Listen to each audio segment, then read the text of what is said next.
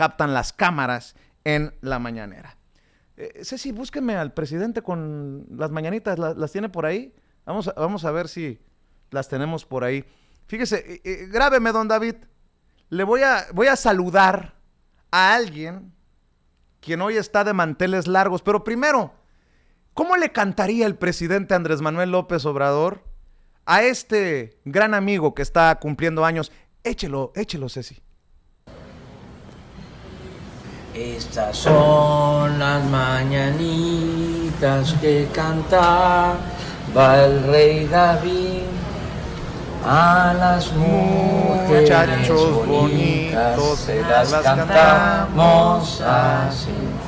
Despierta, Beatriz, despierta, mira que ya amaneció. Los pajarillos cantan, la luna ya se metió.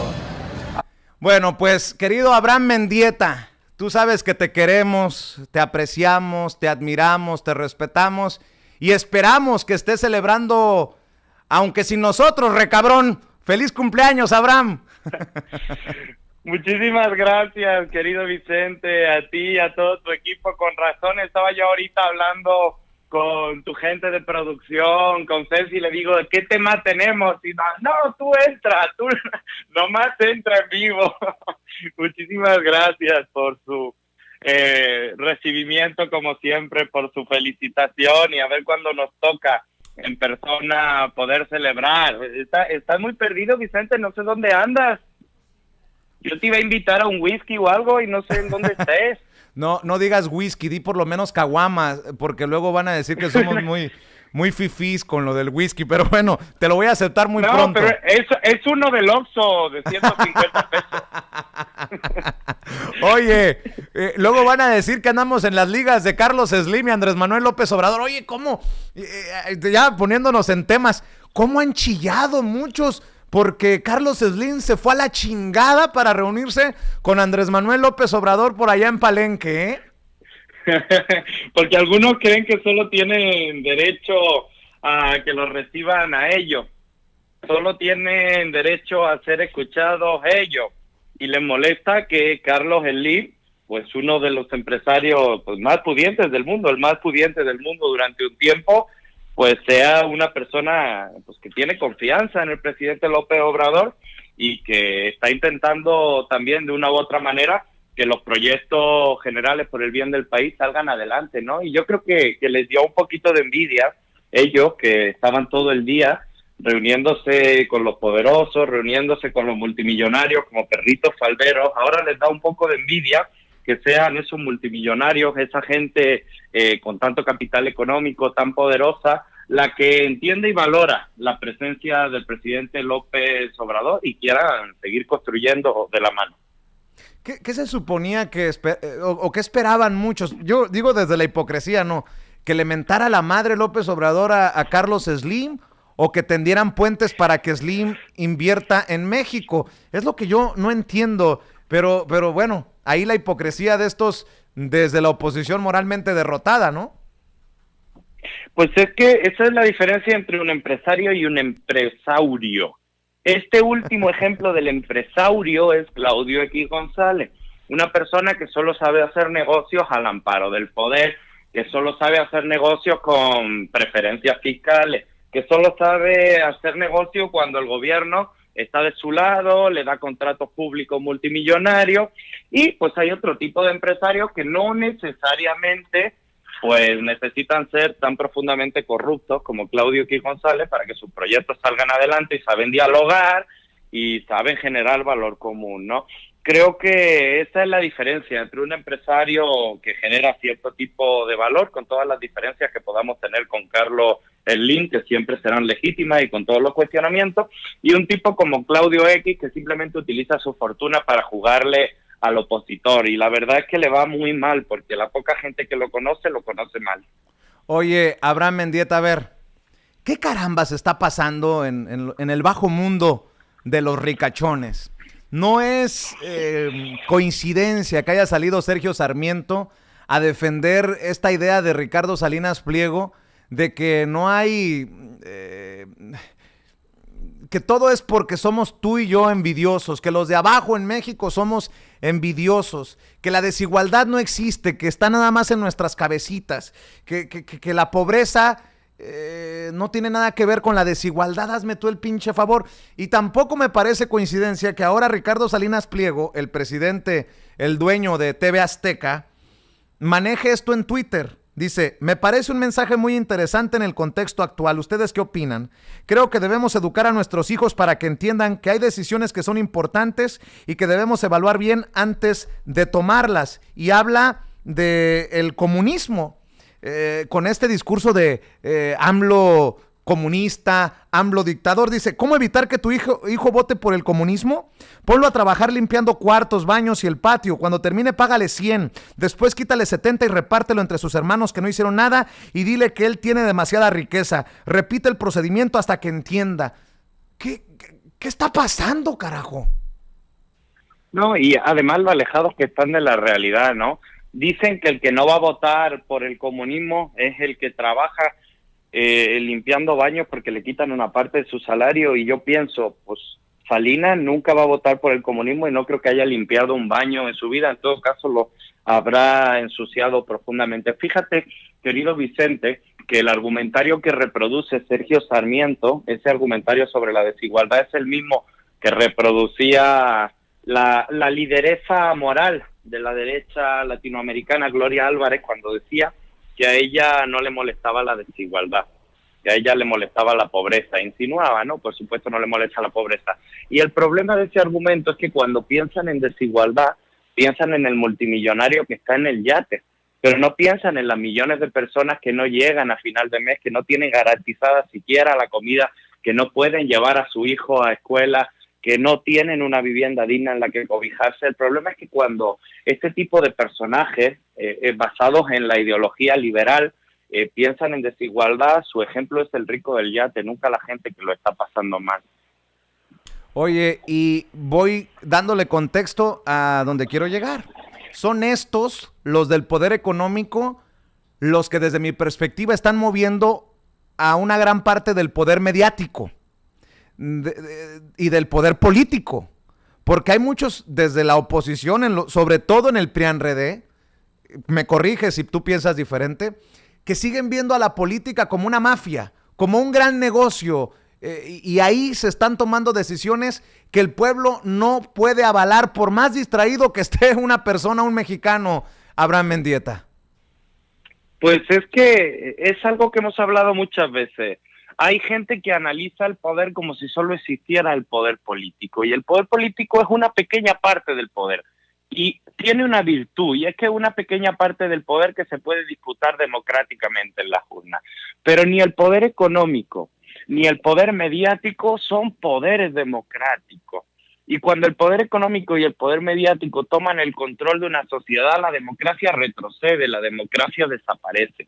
El problema de estos personajes es que tienen claro que no pueden ganar una elección democráticamente, que no ganan en las urnas, que el pueblo los desprecia, e intentan imponer sus acuerdos mañosos entre ciertos medios de comunicación, entre ciertos consorcios económicos y mediáticos, para intentar ganar esa parte del poder que el pueblo le rechaza en las urnas. Es profundamente mezquino. Y ese es el argumento, Vicente. Cuando uno entra a la política y la entiende como un lugar en el que enriquecerse, en el que hacer favores y también en el que deber favores, al final tienes que defender tu territorio, tu pequeño coto de poder, como un cártel defiende una plaza. Lo tienes que defender como si fueras una mafia, y eso es lo que pasa con el PRI y con el PAN y con sus feudos tradicionales. No pueden perderlo porque tienen comprometidos acuerdos multimillonarios con gente muy peligrosa, y están defendiendo algunos territorios como si fuesen una mafia, porque saben que se juegan el pellejo, porque a ese tipo de acuerdos tan mafiosos llegaron.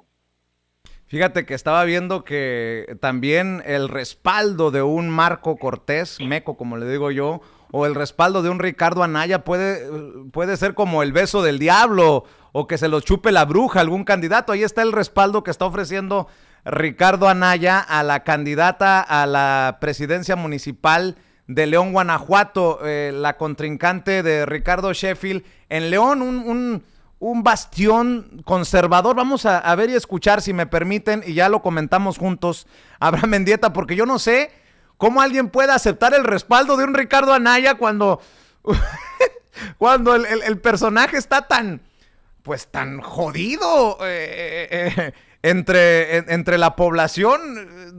No creo que haya alguien en su sano juicio, sin caguamas encima, que le aplauda a Ricardo Anaya. Y así las cosas en el PAN. Y menciono el caso de León porque es representativo de los conservadores. Allá Guanajuato, gobernado por el PAN. León, ultraconservador. Vean por favor y escuchen. Ale Gutiérrez es una mujer muy inteligente y honesta, a la que de veras da gusto apoyar. Va a ser presidenta municipal del tercer municipio más grande de todo México, que es León, Guanajuato. Estuvimos juntos en casa de Ciro. También con su mamá, que se llama Tere, Ciro Gómez y Leiva, sus hermanos, Juan y Sandra. Ciro Murayama. El papá de Ciro murió muy joven, tenía 48 años. Pero Ciro salió adelante. Córtale, es así. Oye, querido Abraham, nótese la profundidad, la emoción, las tonalidades de voz que le erizan la piel a uno de un Ricardo Anaya que poco le falta para ser robot, mi querido Abraham Mendieta. Pero deja tú, querido Vicente, el tono, las palabras. Y una persona como Ricardo Anaya te presuma como honesta, imagínate. Un tipo que en su campaña electoral estuvo bajo sospecha de lavado de dinero porque vendieron ahí una nave industrial medio rarita para parece financiar dinero y varias cositas más, ¿no? Imagínate el nivel del honor, querido Vicente, de que alguien sin ningún tipo de honestidad te presuma como una persona honesta. Hay ayudas que la verdad es que suman muy poco en política, pero estos compañeros, que serán compañeros de alguien, supongo, siguen pensando que en política todo suma y la verdad es que no es cierto. Hay personajes que después de décadas de saqueo, lo único que hacen es casi ponerse la cruz cuando te señalan, ¿no? Y cuando te defienden. El caso de Guanajuato es terrible, es lamentable. Hemos visto como en unos poquitos años el estado se descompuso por completo, uno de los estados más bellos, más lindos de la República, como es Guanajuato, y que cayó en las garras de la violencia de una manera espectacular, y no fue casualidad, porque empezaron a cortocircuitar décadas de acuerdo con la delincuencia organizada que tenían los gobiernos panistas, ¿no? Y hemos visto como tan solo en 3 años el número de homicidios en Guanajuato se multiplicó por 3. Estamos viendo verdaderamente, querido Vicente, la decadencia de esa manera de gobernar que tenía acuerdos con distintos grupos de la delincuencia que ya no puede cumplir y que están muy desesperados, ¿no? Yo creo que Guanajuato puede dar una sorpresa a nivel electoral, si no en 2021, en 2024, porque es cierto que estos últimos años de panismo han sido los más destructivos de la historia, ¿no? Es terrible lo que están viviendo los guanajuatenses con estos personajes en el poder.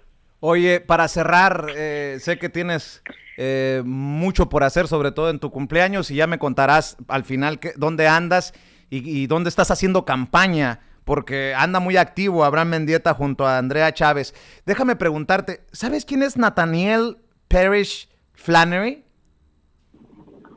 Así a bote pronto no lo conozco. Ah, bueno, porque lo publicaron, es una de las opiniones invitadas de la revista Forbes, y yo te dije, a lo mejor soy yo, cabrón, el que no me suena, no suena a Krause, no suena a Loret. ¿Quién será este cabrón? Nathaniel Parrish Flannery. Te digo porque escribe, y dame tu opinión para cerrar de esto. Fíjense nada más lo que publican medios de talla internacional, nótese mi sarcasmo, como la revista Forbes. ¿El presidente López Obrador está destruyendo México? México descubrirá si la fanfarronada autoritaria de López Obrador es una táctica retórica o una advertencia sobre sus ambiciones antidemocráticas. Y déjenme leer un par de párrafos. En México, el Palacio Presidencial se ha convertido en el escenario de un drama televisado. Cada mañana de lunes a viernes la estrella usa su púlpito para promover su agenda y arremeter contra sus enemigos. Responde preguntas de reporteros amistosos, de medios de comunicación poco conocidos y selecciona a periodistas independientes e irritantes para condenarlos. Los últimos meses previos a las cruciales elecciones de mitad de periodo en México han sido particularmente desafiantes para el controvertido presidente de México, Andrés Manuel López Obrador. Además de enfrentar la realidad de que México se ubica junto a Brasil y Estados Unidos como uno de los países más afectados por la pandemia del COVID-19, López Obrador ha tenido que lidiar con una cascada incesante de crisis menores. Y bla, bla, bla, bla, bla, bla, bla, bla, y cierra diciendo algo así. Un populista puede identificar problemas generalizados, un autoritario señalará el control concentrado como la mejor solución. Los populistas pueden tener una inclinación a rechazar los controles y contrapesos institucionales. Los autoritarios exigen obediencia. Un demagogo carismático que abraza tanto el populismo como el autoritarismo debe convertirse rápidamente en una amenaza para la democracia. A lo largo de su carrera política, López Obrador ha mostrado un hábil toque populista al transmitir su mensaje a los votantes que se sienten excluidos del incipiente éxito industrial de México, pero también ha mostrado algunas tendencias autoritarias preocupantes. Ha pasado la pandemia minimizando el virus y promocionando el drama del bien contra el mal que enfrenta su gobierno al trabajar para transformar el país. Pinta sus logros como actos milagrosos frente a una oposición inquebrantable. Su narrativa reduce todas las críticas a quejas de un movimiento indiferenciado de adversarios ilegítimos en lugar de las preocupaciones orgánicas de los ciudadanos comunes. Y puedo seguir leyendo más estupideces de este señor, pero cierro con el último párrafo. ¿Y por qué? No por hacerle el caldo gordo a este personaje que se dice analista político y escritor enfocado en América Latina, sino para exhibir su artículo con una sarta de estupideces. Dice: México descubrirá si su fanfarronada autoritaria es simplemente una táctica retórica o si es una advertencia sobre sus ambiciones antidemocráticas. Dirigirá finalmente su atención hacia la participación en una reforma política significativa, o comenzará a argumentar que necesita más tiempo en el cargo para lograr su agenda. En 2021, México comenzará a ver si el presidente López Obrador aspira a ser el próximo autócrata de América Latina o simplemente se contenta con reproducir uno en la televisión. ¿Cómo ves, Abraham Mendieta? Sí, no, solo en el escritorio de su casa, leyendo Twitter y añadiendo solamente palabras petulantes entre los tweets de odio que lee y organizándolo y montándolos como columna de opinión. ¡Qué tipo tan petulante! No hay manera de leer una sola oración de su artículo sin un desmesurado arreglo floral en torno a las mismas palabras: autoritarismo, autócrata, populista. Si te fijas, es el mismo argumentario de siempre, solo que un poquito decorado, ¿no? Decorado de pedantería. Qué tristeza ver el análisis tan bajo que tiene la derecha últimamente. La democracia también necesita a los conservadores activos, pensando, proponiendo cosas con las que no necesariamente estemos de acuerdo, pero que podamos confrontar. Y aquí no hay ningún tipo de propuesta, aquí hay arrogancia, odio a las clases populares, odio a los de abajo, desprecio a las pensiones, desprecio a una persona que habla como habla el pueblo de México. Hay un elitismo desmesurado. Por supuesto, tampoco espero una cosa muy contraria de los opinólogos de derecha de la revista Forbes. Sin embargo, es increíble el nivel de petulancia que manejan estos personajes, ¿no? O sea, uno lee el artículo y yo qué sé, como que se le embellece el alma de leer tanta estupidez. Creo, querido Vicente, que estamos en un agotamiento intelectual pleno de la derecha. Es lo que decíamos muchas veces: deja tú que no tengan agenda, porque las agendas son de coyuntura. El problema es que no tienen ideología, están vacíos. Colapsó el modelo neoliberal. Era mentira eso que decían de que si le iba bien a los de arriba caía y se repartía para abajo. No es cierto. Estamos viendo un agotamiento total del modelo económico que privilegiaba a las élites en Europa y en América Latina. Y pues salen este tipo de personajes como bomberos a intentar dotar de contenido intelectual a la derecha, cuando lo único que hacen es un despliegue de arrogancia y de palabras altisonantes que verdaderamente no dicen nada. Son los mismos tweets clasistas de siempre, ordenados con palabras impresionantes, pero que verdaderamente traen cero contenido.